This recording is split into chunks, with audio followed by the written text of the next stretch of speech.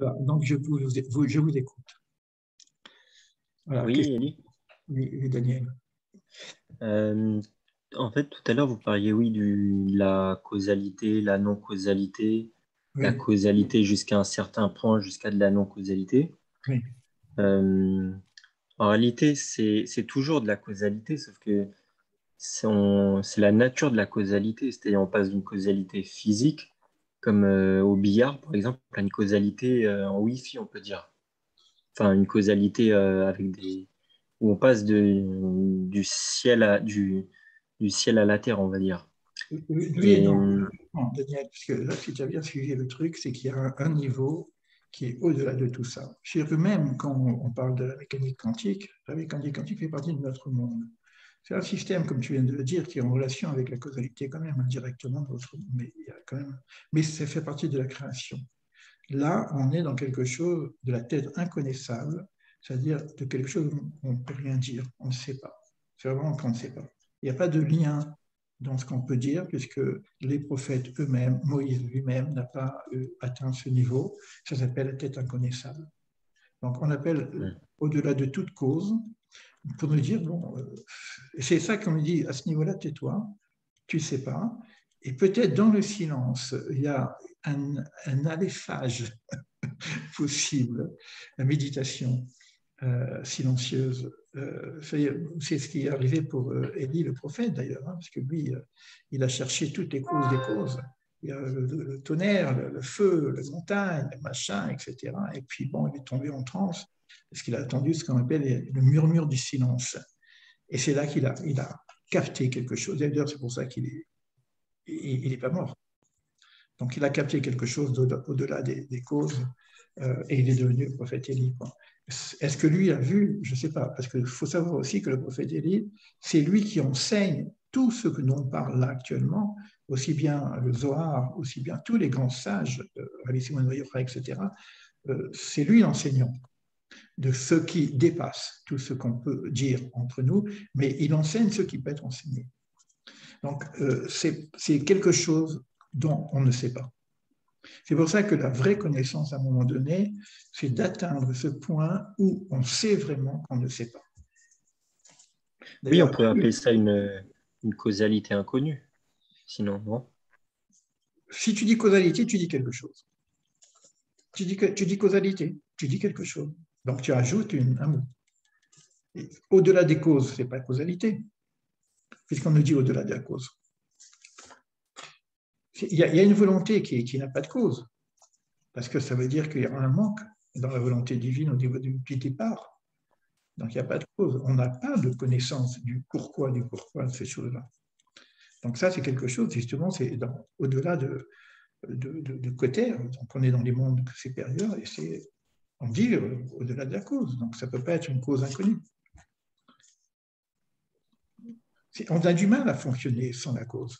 On ne sait pas, parce que nous, on est dans le deux. Alors, dès qu'on parle de deux, il y a deux, il y a cause et effet. Mais il y a quelque chose qu'il faut savoir qu'on ne sait pas. Donc, je ne peux rien dire. Dès que je mets un mot, c'est un mot de trop. C'est pour ça qu'on dit qu'on ne peut rien dire sur Dieu lui-même. Dès que je dis quelque chose sur Dieu, ce n'est pas Dieu. Je parle des émanations, je parle des fonctions divines, je parle de beaucoup de choses. Je vais parler de l'unité. Ça, je vais savoir qu'est-ce que c'est l'unité. Mais cette chose-là, qui est au-delà de la cause, nous sera donnée dans l'époque messianique, en tout cas avec la Messie. Le Messie, moi, je ne vois pas, c'est un bonhomme avec sur un âne, etc. C'est moi. Oui. Il va y avoir une révélation universelle. C'est-à-dire, on va sortir de nos systèmes duels, etc., de cause à effet, on va sortir de ce système pour vivre quelque chose qui serait une forme de changement de paradigme total. Et c'est ça qu'on commence à percevoir quelque part, mais c'est changement de paradigme. Donc c'est pour ça qu'aujourd'hui, les mots ne peuvent pas porter ces choses-là. C'est pour ça qu'il faut se taire. On dit, tais-toi, je te laisse forêt. Alors nous, on va parler, mais quand on parle dans un système de cause à effet. On essaye de comprendre le mishpat et on essaye de comprendre le religion. Qu'est-ce que je peux comprendre en parlant? Voilà. qu'est-ce que je peux comprendre avec la parole? Puisqu'on a cette parole-là, on a l'intelligence, on a tout ça, on est là aussi pour comprendre. Le Dada de Venot, c'est là, c'est une question, je pose des questions, j'attends des réponses, on est questions-réponses, c'est ça. Mais à un moment donné, c'est pour ça que je vous ai lu le passage de Job, non, on n'est plus là-dedans. Tais-toi, il n'y a plus de... D'accord? Et ça, c'est certains sages qui ont compris ça, qui sont partis dans les grottes. Rabbi Shimon Bar Yochai, avec son fils, 12 ans dans une grotte. Pourquoi 12 ans? Pourquoi une grotte? À manger que de la caroube et de l'eau, parce qu'heureusement qu'il y avait un ruisseau à côté, le Baal Shem Tov qui part dans les forêts et qui coûte. Et après, il revient. Après, il revient. Au moment de Rabbi Shimon, quand il est sorti, il arrive à un tel niveau, au-delà de cause à effet, que quand il a regardé le monde, il a vu quelqu'un qui faisait son jardin, agriculture, un agriculteur. Il n'a pas compris. Quand il y a encore de l'agriculture, il y a encore des gens qui bêchent la terre, etc. C'est quoi ce truc-là? Il a simplement regardé le bonhomme et le mec, il est mort. Il est mort. Et je lui dis, retourne à ta grotte. Je ne veux pas que tu m'enlèves la création. On n'est pas là pour ça. Retourne à ta grotte. Il faut que tu intègres maintenant que ce monde-ci aussi, il doit continuer à vivre. Voilà, donc c'est juste des petites histoires comme ça pour essayer de comprendre. Est-ce qu'il y a d'autres questions? Ellie, j'en ai une, moi, mais c'est juste pour... en fait, c'est pour faire les correspondances. Tu vas me dire si c'est bon ou si je me plante quelque part. En fait, moi, j'ai compris que le monde de cause à effet, qui est le Mishpat, donc qui est le mérite des mérites, et on est dans la dualité, le 2, c'est notre monde, et ça correspond au nom divin Elohim. C'est bien ça. Oui. Ensuite, on a le monde les causes des causes. Ça, c'est Yodke Vavke. Et c'est Yehoud, le Mazal, le 1. Oui. Là, par contre, je ne sais pas où placer le monde en devenir, le monde futur. Est-ce qu'il est là ou pas? Et au-delà des causes, c'est la tête inconnaissable. Et là, du coup, on n'a même pas l'unité. C'est encore plus haut que l'unité. Et je voulais savoir, le Aleph, il se situe où? Il se situe dans Yodke Vavke, enfin dans le Yehoud ou encore plus haut Et pareil pour le monde en devenir et le monde futur. C'est une question très pointue, très très pointue. C'est une belle question, hein, c'est difficile. Si vous revenez les noms divins, tu as bien compris. Bon, c'est vrai que Yud Kevavki se trouve d'une part à Tiferet, mais quand je le déploie, parce que le Yud en Chorma, le Ed en Bina, etc., il est aussi dans la structure globale d'Adam Kadmon, Atsilou, Adam Kadmon. Et c'est vrai qu'il y a donc Keter, tous les kabbalistes ne savent pas trop quoi dire avec Keter, la couronne, si ça fait partie des séphirotes ou non. Alors certains disent que ça fait partie des séphirotes, d'autres me disent que ce n'est pas des séphirotes. Les Chabad, par exemple, et Jakubowicz, disent que ça ne fait pas partie des séphirotes.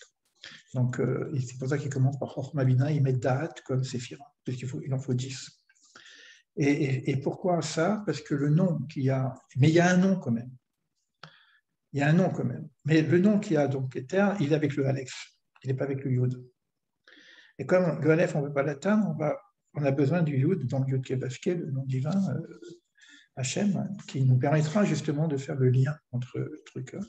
Alors, c'est vrai qu'il y a une notion du Aleph qui est de l'ordre de la transcendance, mais comme c'est quand même une lettre, mais qui n'est pas une lettre en même temps, parce qu'elle n'a pas été choisie pour la création.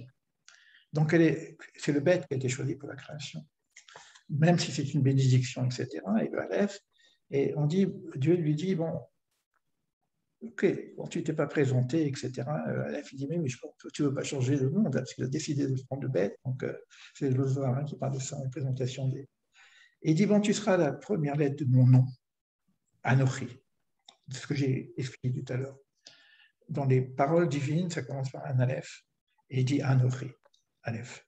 Donc, dans ce Anochi, il y a cette double fonction. Il y a cette fonction d'écriture, parce qu'il faut bien qu'on ait quelque chose, donc une parole pour nous parler, etc.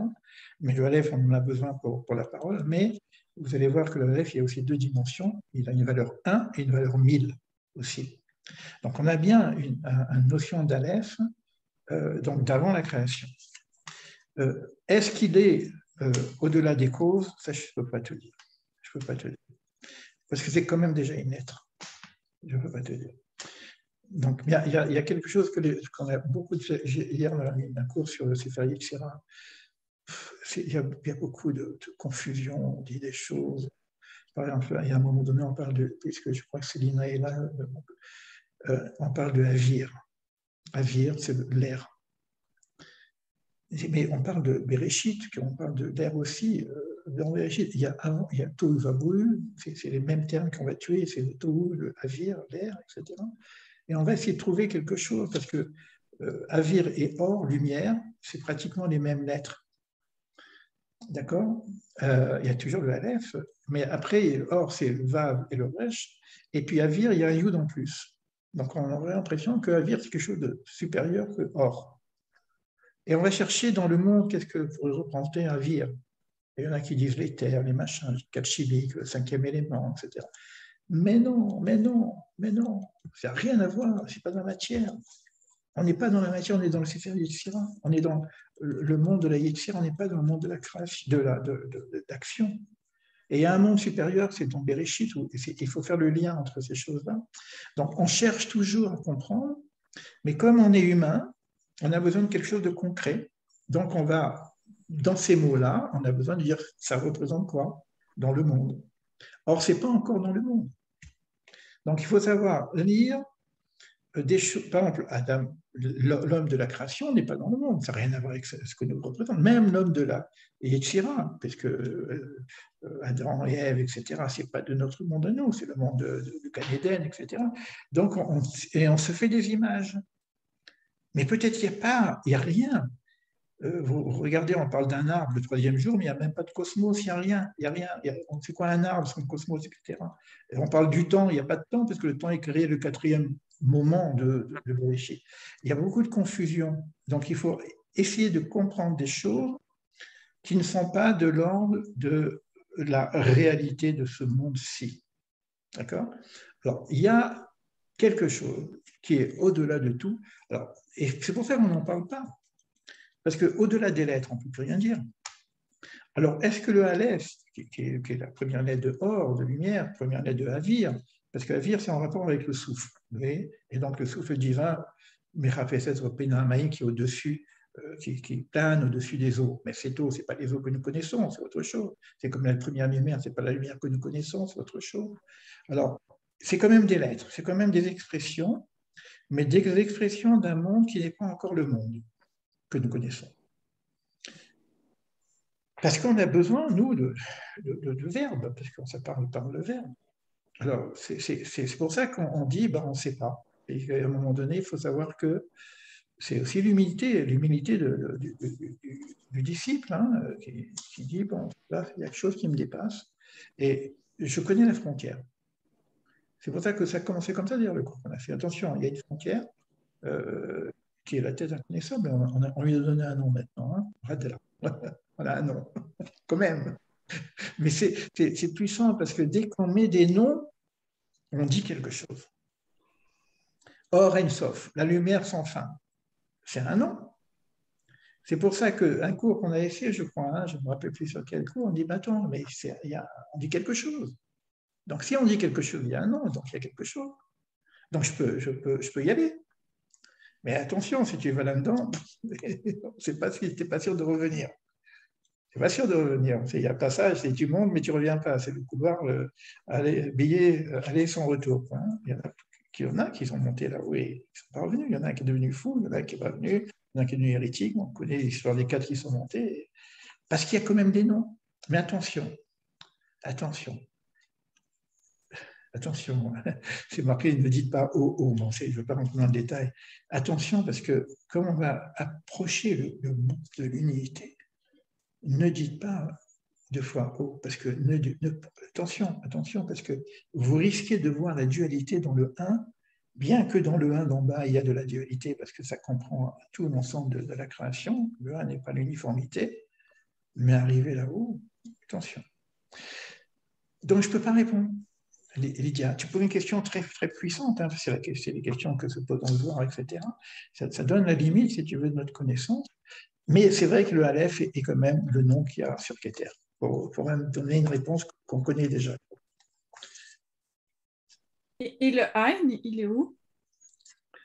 Ben, ce problème, c'est pareil, c'est rien. Alors, c'est le cours qui va suivre. Hein. Est-ce qu'on peut comprendre comment le monde est créé du Ein, du ex nihilo, le Ein Sof, le rien qui crée le Yesh.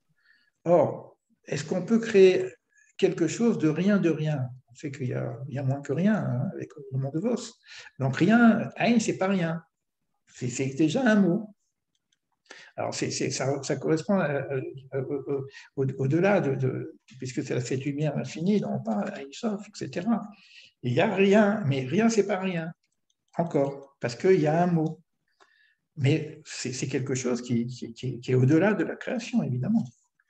C'est avant le Tzimtzum, parce que le Tzimtzum, il vient de ce Ein Sof qui s'est contracté, etc. C'est avant, parce que le Tzimtzum, ce n'est pas encore la création. On commence à créer la matrice de l'espace où le monde va être créé. Donc au-delà. Mais c'est pour ça qu'après, on ne dit plus rien. Donc, on ne dit rien. Et on ne dit plus rien. Mais on dit quelque chose en disant rien. Il faut relire Raymond DeVos parce qu'il explique bien, mieux que moi, apparemment qu'il y a quand même moins que rien, parce que c'est quand même quelque chose. Mais c'est quelque chose dont on ne peut rien dire. Voilà. Mais c'est au-dessus de la création, hein. C'est au-dessus de tout, même. C'est au-dessus d'Adam Kadmon, parce qu'Adam Kadmon, il est déjà dans le Réchimo et dans le Cap, etc., qui se crée. Et ça, c'est la lumière entourante. Hein, et on dit quand même lumière. Or, Ein Sof, lumière sans fin. Mais après, on enlève le mot lumière, on dit Ein Sof. Et après, on va enlever le mot Sof, on dit Ein. On a besoin de parler. C'est terrible. Mais dès qu'on touche ces choses inconnues, on veut connaître. Hein. Ouais, dis-moi. Qu'est-ce qu'il y a dans le rien, s'il y a quelque chose? Bon, alors vous avez encore des questions transcendantes comme ça? On va pouvoir sortir des histoires à la Raymond DeVos.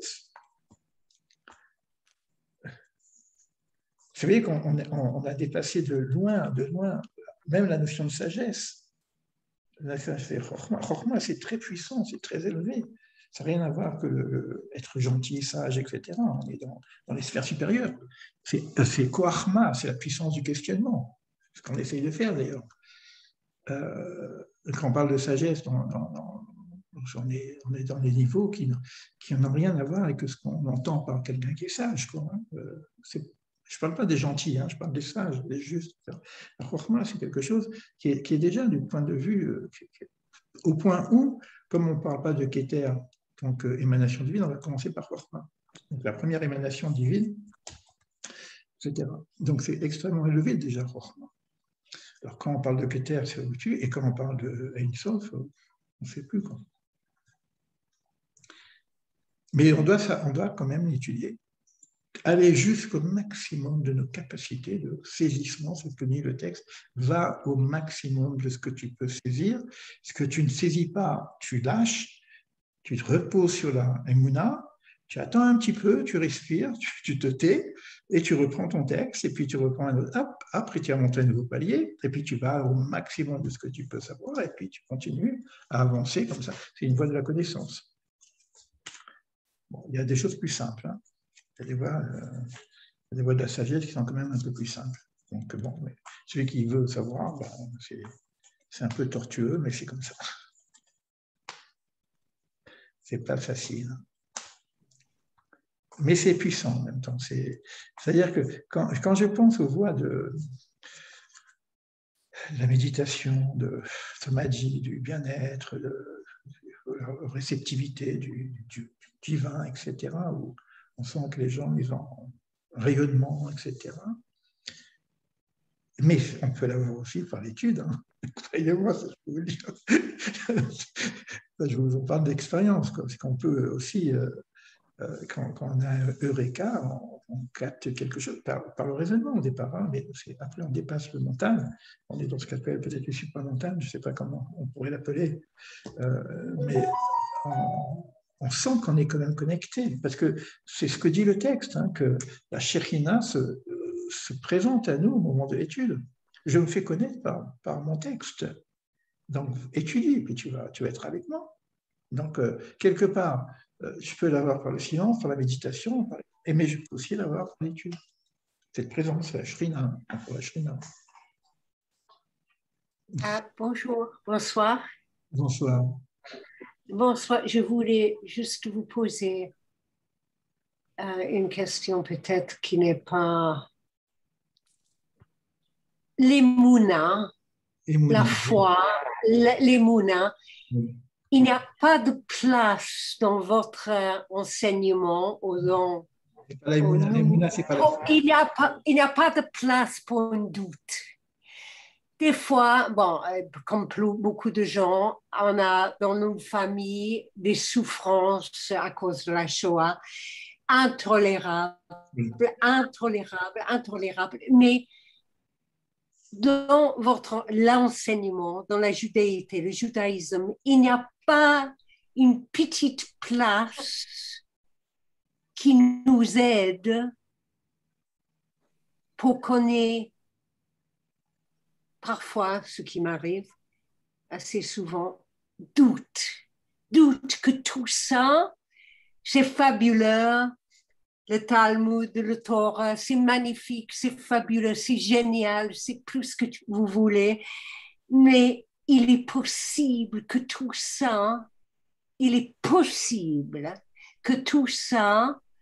c'est la création de l'être humain parce que sans ça, le monde, la raison d'être disparaît, on est laissé avec l'absurdité ou la tragique. Alors, parfois, ça me traverse l'esprit que tout ça, c'est une nécessité de pouvoir vivre dans ce monde, mais et ces moments que je ressens sont très douloureux pour moi, très, très douloureux. Je voudrais ne jamais avoir des petits moments ou des grands moments parfois de doute. Écoute, merci tonton Faude. Ça, c'est sûr que c'est vrai aussi. Et ça, je vais te dire, non seulement c'est vrai, mais c'est divin. C'est-à-dire que cette notion, elle est volontaire par rapport au divin, parce que sinon, il n'y aurait pas de libre arbitre. Et les choses étaient aussi claires, il n'y aurait pas de libre arbitre. Donc, on a un libre arbitre, et ce libre arbitre, il est justement basé sur cette notion-là. Emouna, pas Emouna.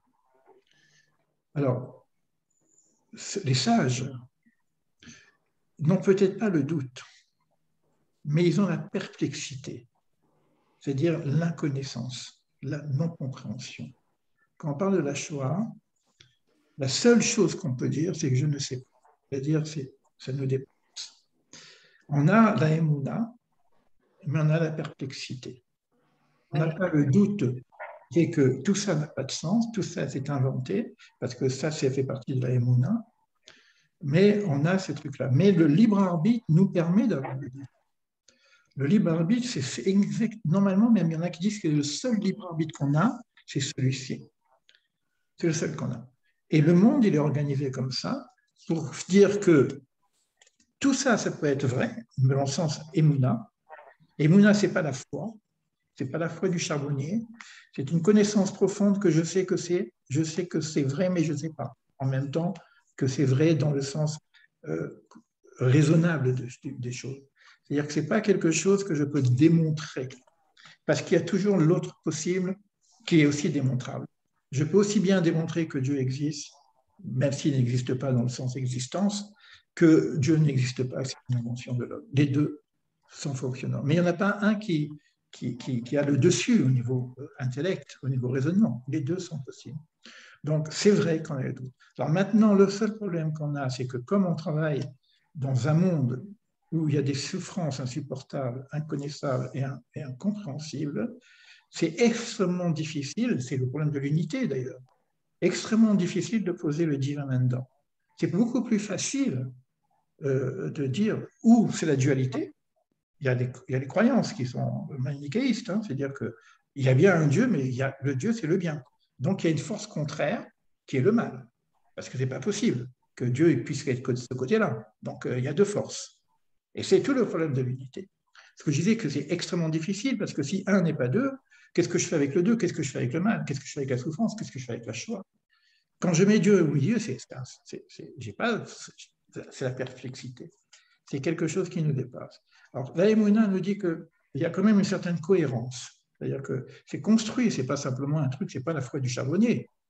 L'Emouna, c'est pas la foi du charbonnier, c'est une connaissance à un certain niveau, au-delà de la raison, une forme de confiance aussi, et on sait que, et c'est ça la Emouna, qu'il y aura une révélation. Parce que si je n'ai pas la révélation de la Shoah, il n'y a pas de Dieu. Il n'y a pas de Dieu. Donc, c'est ce que tu as dit. Donc, ça veut dire que on bascule de l'autre côté. Pas de Dieu. Donc, si on n'a pas... c'est ça, la notion du bien et du mal, que le mal va se transformer en bien, c'est-à-dire qu'on va avoir la notion. Moi, je ne veux pas donner d'explication, parce que il n'y a pas d'explication. Mais en même temps, le seul problème que nous avons, c'est qu'on a parlé du sage qui souffre. On ne peut pas comprendre, parce que là, j'ai raconté, c'est très gentil ce que j'ai raconté. Ça, c'est le sage. Mais le Benoni, le simple enfant, lui, il n'est pas un sage. Qu'est-ce qu'il fait dans l'histoire? Parce que là, on est dans quelque chose qui est le tsunami qui dépasse tout entendement. On n'a pas de truc.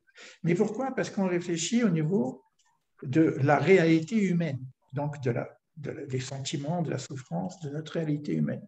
On n'est pas capable de voir au-delà de notre réalité humaine. Je donne un exemple, mais je ne veux surtout pas dire que c'est une explication pour la Shoah, parce que je n'ai pas le droit de donner une explication. Mais au niveau de la souffrance, je donne un exemple comme ça. Souvent, je donne un exemple. Vous marchez dans la rue, il fait sombre un petit peu, et vous voyez à travers la fenêtre un peu sombre un homme masqué avec un couteau qui est en train de... Au secours! Au secours! Alors vous appelez la police, le machin, etc. Qu'est-ce qui se passe? Alors la police vient. Qu'est-ce qu'il fait? Regardez. Qu'est-ce que vous faites là? C'est une clinique. Vous voyez, c'est un chirurgien qui est en train c'est vrai qu'il faut couper la jambe, mais c'est pour sauver, on va dire, l'enfant, etc. C'est un chirurgien qui est en train de sauver un homme. Donc et là, on comprend ça. Quand on réfléchit maintenant à ces niveaux-là, où on a du mal à comprendre, c'est que la réalité, ce n'est pas le vivant que nous sommes, ce n'est pas notre chair. La réalité, c'est quelque chose qui nous dépasse au niveau de l'âme. Alors, parfois, il y a un chirurgien qui vient me frapper pour sauver mon âme. C'est autre chose, d'accord?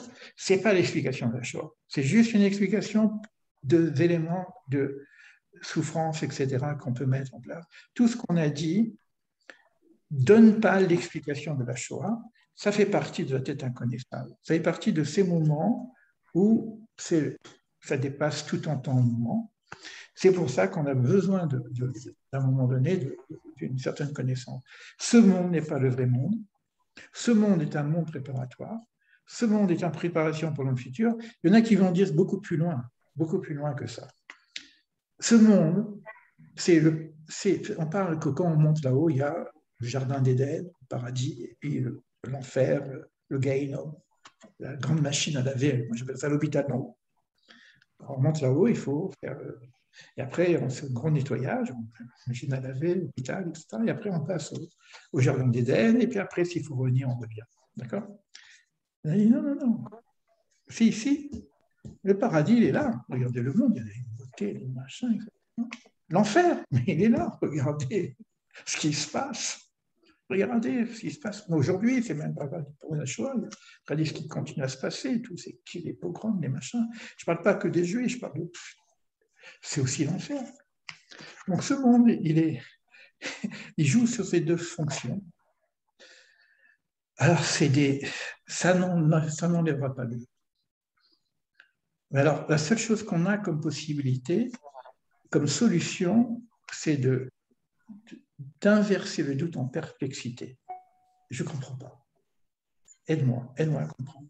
Montre-moi la voie. Mais je ne comprends pas. Mais quand je dis je ne comprends pas, je sais qu'il y a une compréhension. Sinon, j'ai le doute, il n'y a pas de compréhension, donc c'est le hasard, il n'y a pas de sens, on invente parce qu'on a besoin de ça pour survivre, etc. je préfère moi l'autre version. Je préfère la version de la Emouna, parce que cette version dont tu parles, Marilyn, c'est vrai qu'elle nous permet de tenir. D'accord?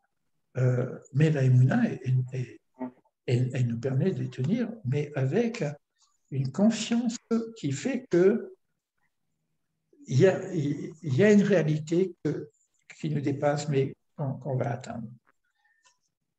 Sinon, ben, c'est vrai que je suis d'accord avec toi. Moi, ça m'arrive aussi, hein, ne t'en fais pas. Hein. Moi, si tu vois mes crises spirituelles, la différence qu'il y a quand moi j'ai mes crises spirituelles, ben, je me bats contre Dieu. Je dis, tu commences à nous embêter. Je ne comprends rien. Qu'est-ce que tu nous fais? C'est quoi ce truc?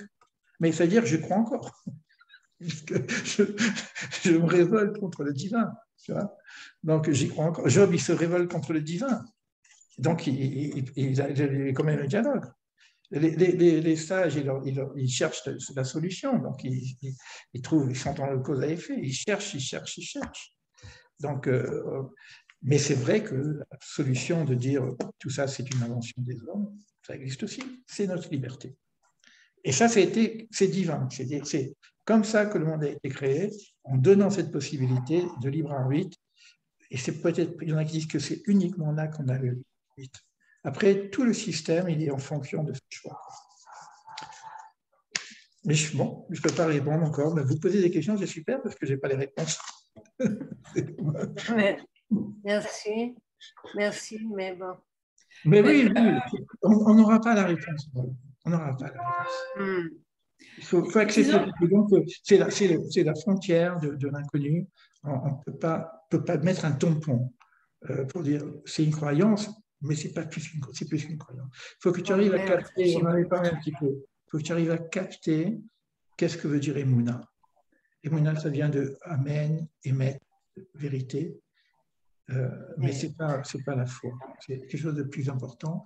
Et alors, ça veut dire que cette Emouna, elle s'intègre dans le connaissant, elle s'intègre dans l'être connaissant, qui n'est pas dans l'être de la foi du charbonnier. C'est autre chose. Et c'est un très haut niveau, très très haut niveau. Donc, c'est même pas l'idée je crois en Dieu, je crois en Dieu. C'est pas ça, c'est pas du tout ça. C'est pas je vois, mais c'est pas loin de ça. C'est pas loin de ça. Pour aller dans ce sens-là, je voulais dire qu'il y a beaucoup de personnes qui ont justement des questions extrêmement importantes et que c'est vraiment une question très forte. Ce qui est possible de faire, c'est de la poser en allant se coucher. Et des fois, dans le rêve, on peut recevoir une réponse qui peut aider. Certaines personnes ont cette chance-là. Mais quand tu as le doute, c'est que le point d'émanation, c'est l'intentionnalité. Si je pars avec « je ne vais pas y arriver », j'ai des grandes chances de ne pas y arriver. Si je pars avec le doute, j'ai grande chance d'avoir tous les éléments du doute qui viennent s'interférer chez moi. Donc, ça dépend du positionnement que j'ai, tu vois. Donc, c'est extrêmement difficile parce que le rêve, il va dans le sens du positionnement que j'ai. Donc, si je pars avec le doute, j'aurai toutes les informations qui viennent me dire « bon, tout ça, c'est bidon, ça n'existe pas ». Et c'est difficile, c'est difficile. Moi, je respecte beaucoup ce que tu viens de dire, Marilyn. Je n'ai pas de souci parce que je vis avec ça. Je parle de perplexité pour ne pas parler de doute. Moi, j'ai trouvé une phrase qui me convient, mais bon, c'est tout récent. Hein. Tout est possible, mais rien n'est certain. Tout est possible, rien n'est certain.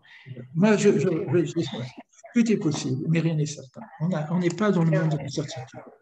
Parce qu'on est dans l'inconnu, inconnu. Donc, ça veut dire qu'on est dans le monde des possibles. Dans le possible, il y a l'harmonie, etc. Mais ce n'est pas de la certitude dans le sens. La vérité, c'est que dans le Midrash, on dit que la vérité, c'est révolter. Et pour la création, on dit qu'il ne faut pas créer la création, parce que l'homme, où il va douter, où il va mentir, etc. Ça fait partie de l'humain.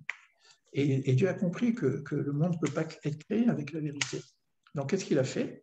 Il a enterré la vérité. C'est un midrash. Hein. Donc, ça veut dire quoi? Ça veut dire que la vérité est enterrée. C'est-à-dire qu'on n'a pas la notion de... Pourtant, on dit émettre. Mais émettre, ce n'est pas encore la notion de vérité à la française.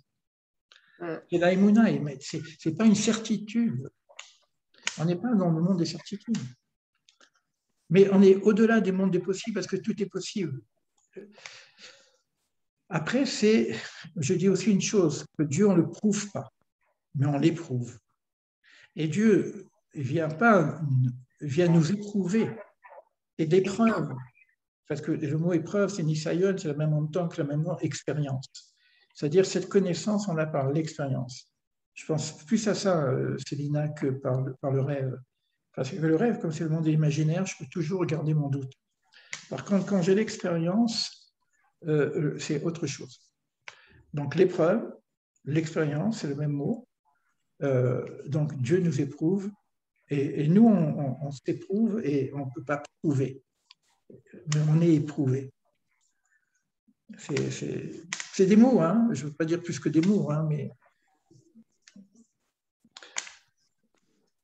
derrière la souffrance de l'ignorance, il y a la prière. Mais quelqu'un qui prie, il croit quand même. Mais il faut avoir un minimum de croyance pour dire, mais montre-moi quelque chose, donne-moi quelque chose, je souffre.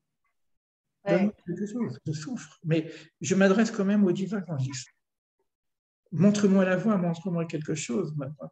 Et là, peut-être, on sera éprouvé, peut-être. Éprouvé. Mais de toute façon, Marie, je vais te dire, je vais être très dur avec toi. Tu n'es pas dans le doute. Oui. Non, tu n'es pas dans le doute, tu m'excuses. Parce que si tu étais vraiment dans le doute, tu ne serais pas là. Tu ne serais pas en train de dire. Mais non. Les vrais athées, c'est une croyance aussi, c'est une croyance, mais ils s'en foutent de nos discussions. Ils ne viennent pas écouter des bonhommes comme moi. Ça fait plaisir d'entendre ça. C'est sûr.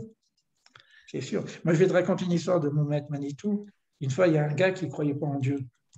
Et sa femme veut se marier. Mais sa femme, elle aime Manitou. Et puis, son mari en question, bon, il aime aussi Manitou, c'est son copain. Il va voir Manitou, il dit, mais écoute, Manitou, sois gentil. La femme veut se marier, elle veut qu'on se marie avec un rabbin, mais tu sais que moi, je ne crois pas. Je ne crois pas en Dieu. Ça veut dire quoi? Qu'est-ce que répond Manitou? Il dit, c'est pas important, tu crois ou tu ne crois pas. Le plus important, c'est que Dieu croit en toi. C'est pas que toi, tu crois en Dieu. L'essentiel, c'est que Dieu croit en toi. Ça, c'est compliqué, ça, quand même. Et non. Que Dieu croit en toi, c'est une autre histoire. Bon, et c'est ça exactement. C'est ça la notion, si tu veux, de la notion du libre arbitre qui va se jouer dans cette... De toute façon, si je prends l'hypothèse, on ne sait pas ce que c'est Dieu, hein, parce que même nous, on dit Dieu, mais on ne sait pas ce que c'est. Donc, on parle de divin ou de l'énergie, etc. On sait pas ce que... Bon, tout ça, ça a du sens, on va dire qu'il y a une cohérence, etc. Si ça a une cohérence, le divin, lui, ben, il croit en sa créature. Même à l'enfant rebelle, même à l'athée, etc. Il croit en sa créature. Le seul truc, c'est que après, c'est comment je fonctionne. Comment je fonctionne. Ce n'est pas le problème de croyance. Si j'ai des croyances tordues, là, c'est peut-être un problème. Ce qu'on appelle l'idolâtrie, etc. Le problème, c'est comment j'agis dans mon monde. Donc, la notion de bonté est fondamentale. Beaucoup plus importante que la croyance. Parce qu'il y a des gens qui sont croyants, mais c'est des pourris. Alors, ça ne sert à rien. Il y a des gens qui ne sont pas croyants, mais c'est des gens magnifiques, d'une beauté extraordinaire. Et ça, on sait que, évidemment, le créateur, l'émanation, le principe de la création croit en ces gens-là, parce que c'est des créatifs qui vont vers le bien et vers le bon. Donc, l'essentiel, pour nous, croyants ou pas croyants, c'est comment je fonctionne. Qu'est-ce que je fais? Qu'est-ce que j'apporte au monde? Pas qu'est-ce que le monde m'apporte. Comment je peux servir? C'est la notion de bonté. D'ailleurs, c'est dans la Torah. Hein. La Torah, il pose la question à un moment donné. C'est quoi le bon chemin? Ben, le bon chemin, c'est la Torah. Pourquoi tu poses la question? Non, je pose la question. C'est quoi le bon chemin? Torah ou pas Torah? Voilà, tout le monde va dire plein de choses, machin, etc. Il y en a un qui dit la bonté. Il dit, bon voilà, tu as tout. Avec ça, tu as tout. Tu as tout. Parce que même s'il n'y a pas la croyance, machin, on a une fonction qui est organisée autour de la bonté, de la générosité, etc. Ce serait l'essentiel. Voilà. Ouais. Élie, j'ai une question, s'il te plaît. En fait, c'est sur le cours d'avant, mais c'est une question qui revient tout le temps.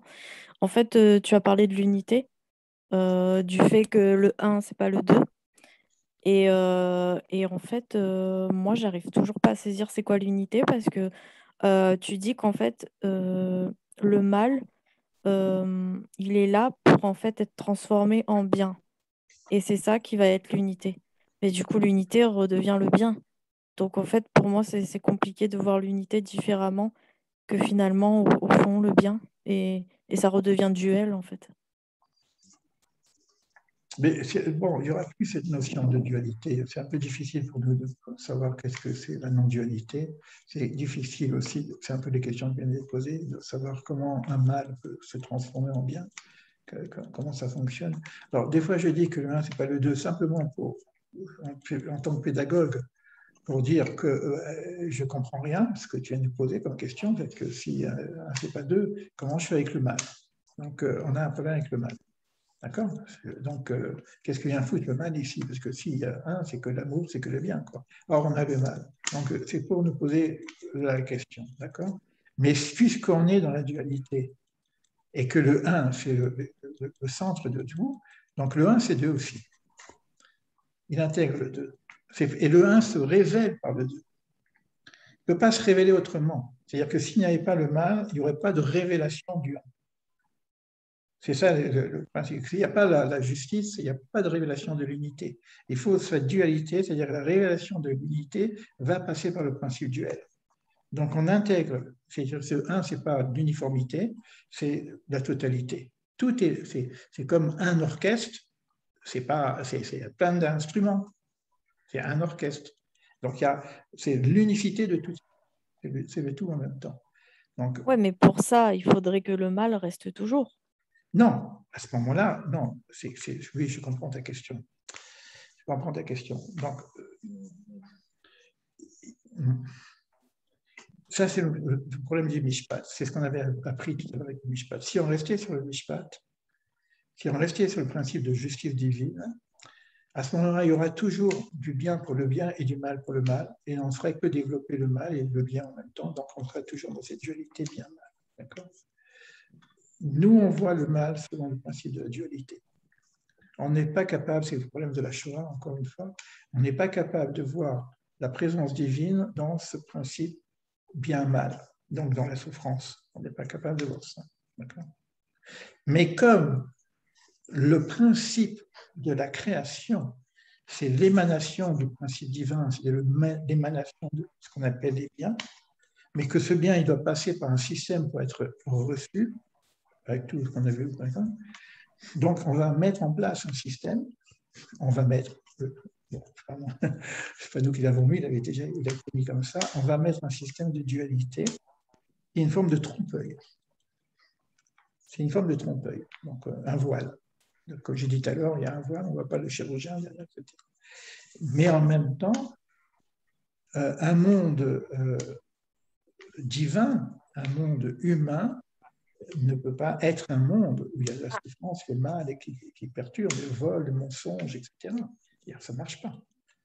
Donc, il faut bien qu'à un moment donné, que ça tourne. Mais on ne sait pas vraiment qu'est-ce que c'est un monde où tout est bien. Parce que c'est le monde où il y a...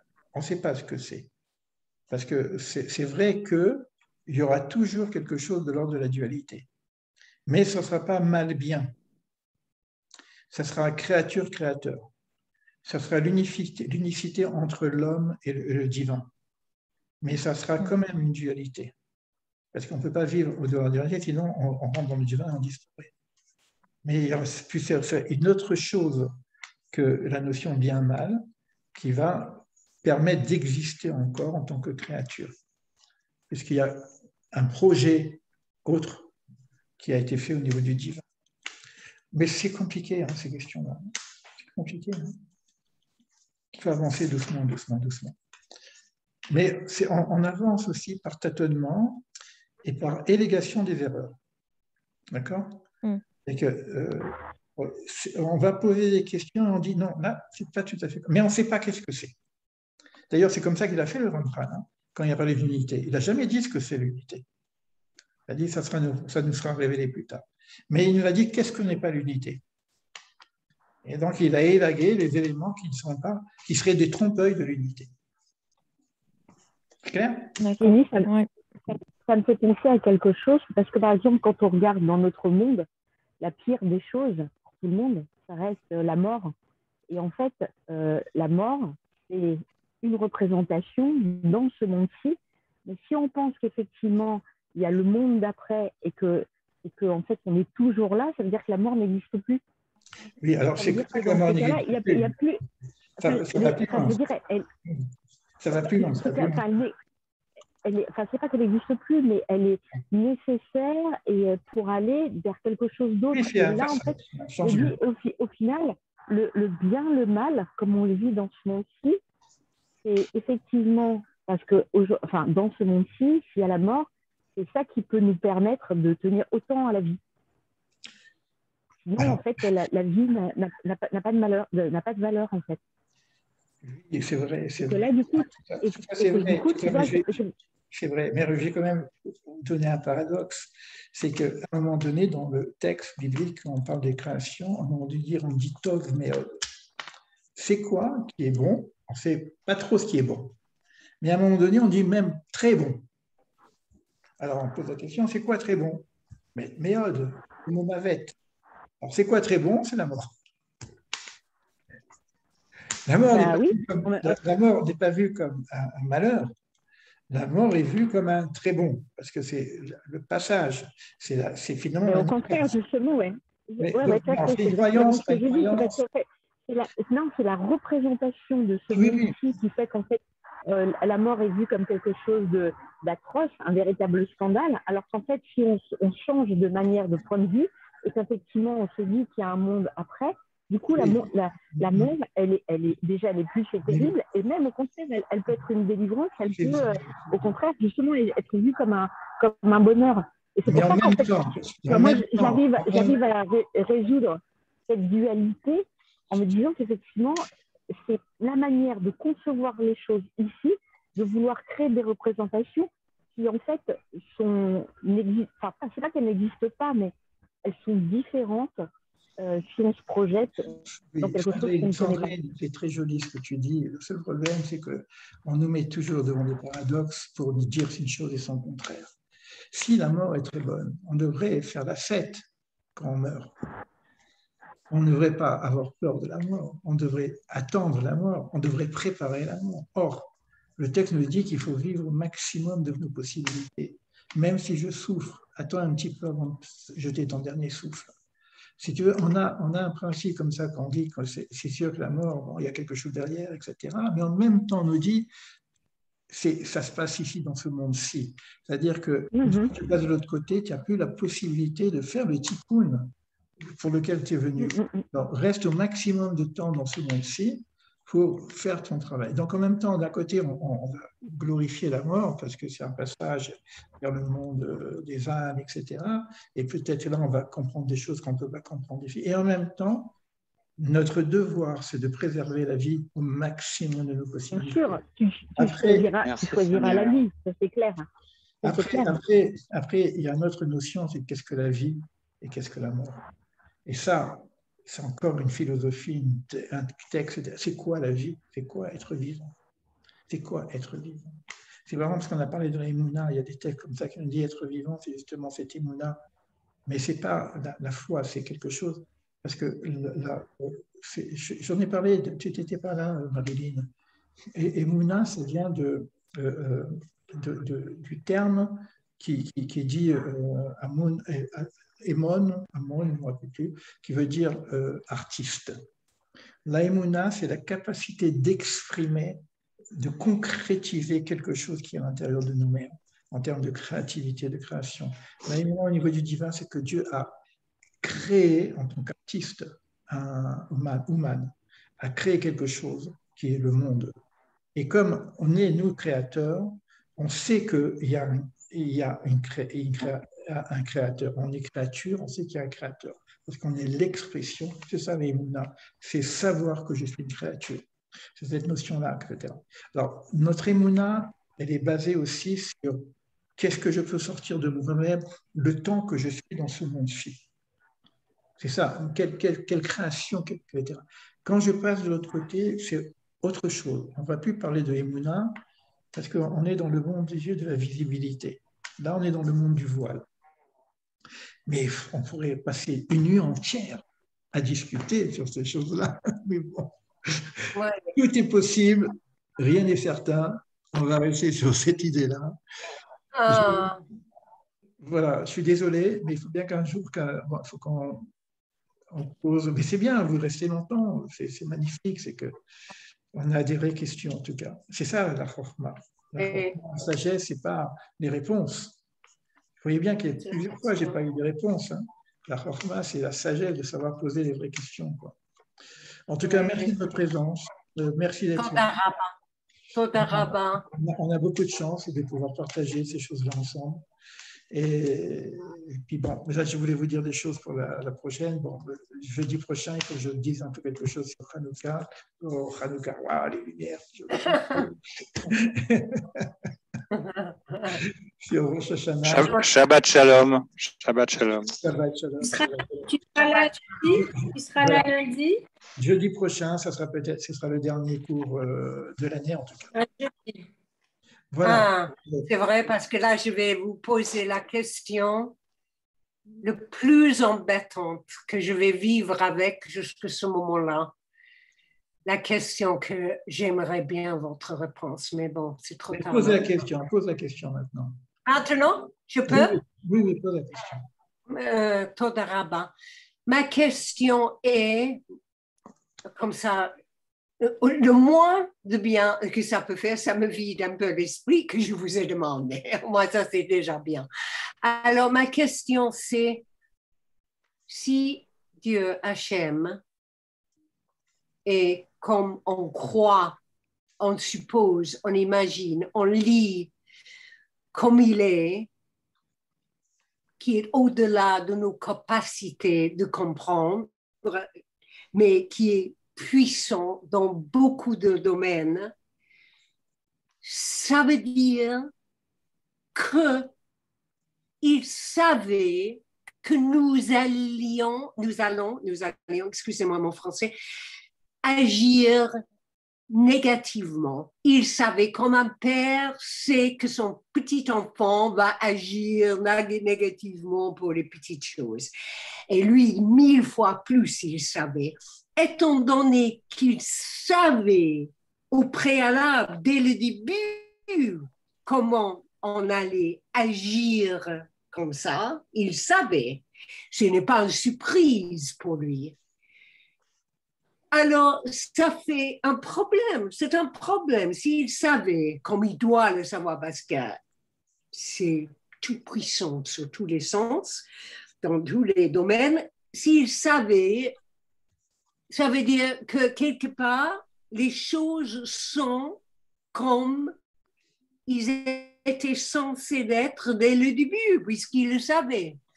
Je vois très peu de place pour l'idée de libre arbitre, de quelque chose. C'est un grand problème pour moi. Ça, c'est même le plus grand problème. C'est une question qui m'a fallu coûter une vie. Ellie, je peux vous dire une chose avant que vous parlez. Je ne sais pas si c'est uniquement pour moi, mais le son n'est pas du tout clair. Est-ce que c'est mon ordinateur ou est-ce que c'est pour d'autres personnes? Des fois, vous avez dit des choses super importantes et les mots. Est-ce que tout le monde, c'est clair pour vous, le son? Bon, moi, c'était bon. Ah oui, vous voyez, maintenant, vous parlez, c'est très clair. Mais quand Ellie parle, ce n'est pas clair le son. Comment expliquer? Je ne sais pas. C'est normal, parce que je ne peux pas dire, il n'y a pas de réponse claire. Non, mais je veux dire le son, uniquement sur le plan technique. Le son n'est pas clair. La technique suit Alors, écoute, Marilyn, cette question sur le libre arbitre, d'ailleurs, il en parle un petit peu, on va en parler peut-être. C'est une question aussi sur laquelle on n'a pas vraiment de réponse, parce que bon, si c'est tout et comment on est libre, etc. C'est vraiment quelque chose. Mais je ne vais quand même pas répondre à la question du libre arbitre, parce qu'il savait qu'on allait agir mal. Le problème, si tu veux, Marilyn, quand on parle comme ça, on parle de Dieu comme si c'était un homme, tu vois. On est dans un autre espace. Il n'y a pas le temps. Etc. Donc, on a un paradoxe au niveau de cette question de libre arbitre. On a quand même quelques réponses. Il y a beaucoup d'ouvrages sur ça, mais il n'y a pas vraiment de réponse claire.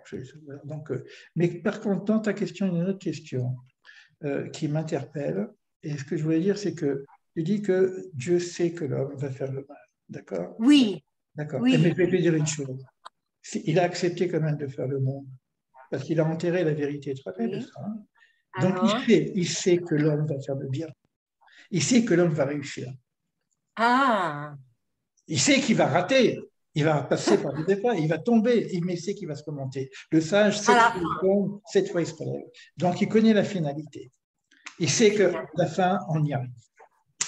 Et alors, finalement, si on n'y arrive pas, il a dit autre chose. Il a dit autre chose. Si on n'y arrive pas, il vient nous donner un coup de main. Il vient nous donner un coup de main. C'est ça l'unité. C'est qu'on n'y est pas arrivé par nous-mêmes. À ce moment-là, on a besoin de retrouver notre associé. Ben, il faut venir un peu nous donner un coup de main. Le seul problème, ça passe par l'unité et on ne sait pas encore ce que c'est. Mais il vient nous donner un coup de main. Mais en tout cas, il sait que la finalité va se réaliser. C'est sûr. Donc, malgré toutes nos erreurs, ça fait partie du système, ça veut dire du jeu. C'est le jeu du jeu, quoi. On doit expérimenter l'erreur. La pédagogie par l'erreur. Regardez, dans la Torah, il n'y a pas que des bêtises, que des heures de la guerre, les machins, le premier enfant qui tue un enfant. Donc, c'est que des erreurs. Le monde, il est fait. Mais c'est la pédagogie par l'erreur aussi. Mais il sait, puisqu'il sait tout, mais il sait aussi qu'on va y arriver. Sinon, on n'aurait pas créé le monde. Ça, c'est une magnifique. Voilà. C'est une réponse intellectuellement, émotionnellement et même sur d'autres plans qui est satisfaisante. Et je te remercie beaucoup pour cette réponse. Merci. Et Léo, je te remercie. Merci pour tes questions. Oui. Léo, tu ne penses pas que, en fait, tout ça, c'est un problème d'humilité en définitive. Cette acceptation d'humilité, en fait. Et je crois que c'est ça le mot-clé. Et je pense que moi, j'ai une autre phrase, puisque tu as cité la tienne. Moi, j'ai la phrase, c'est Dieu a ses raisons que ma raison ne connaît pas. Ça fait partie des phrases pour nous aider un petit peu. Mais quand il y a souffrance, il y a humilité. Quand il y a souffrance, il y a humilité. La personne qui, Marilyn, elle parle de sa souffrance parce que c'est très difficile. Il faut savoir qu'il y a des gens qui ont vécu ces choses-là. On ne peut pas parler de non-humilité. Il y a une humilité, mais bon, pourquoi? Non, dans l'acceptation juste d'accepter l'inacceptable, de comprendre l'incompréhensible. Non, je ne parlais pas de quelqu'un en particulier. Je parlais en général d'accepter l'inacceptable et d'arriver à comprendre l'incompréhensible, quoi. D'ailleurs, on trouve ça quand tu regardes les témoignages. Moi, je fais toujours, j'allais presque dire que je souffre de cette force d'émouna que tu entends chez des mères ou des pères qui ont perdu leur enfant dans des situations atroces. Comment ils arrivent à parler de Dieu en disant ce que tu viens de dire. Dieu donne et Dieu reprend. Baruch Dayan Haemet, Baruch, on bénit, Baruch Dayan Haemet, le maître de vérité, le juge de vérité. Donc, on a des fois des personnes qui ont vécu des choses atroces, mais on voit la puissance de la émouna, c'est-à-dire soit c'est des malades, soit c'est vrai, quoi.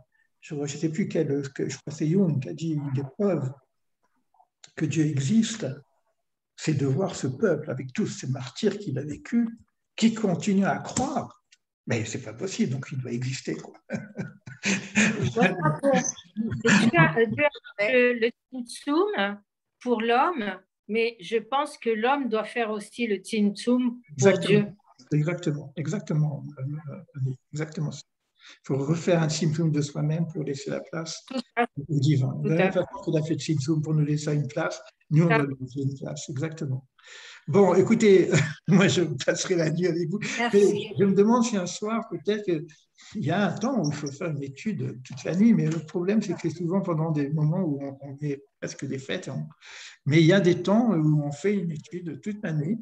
Bientôt, on va avoir une veillée d'études. Pourquoi pas? Je vais faire une veillée d'études. Pourquoi pas? Bon, allez, je vous laisse. À bientôt. Merci de votre présence. Merci. Donc, merci. Jeudi, c'est ça? Comment? J'entends pas.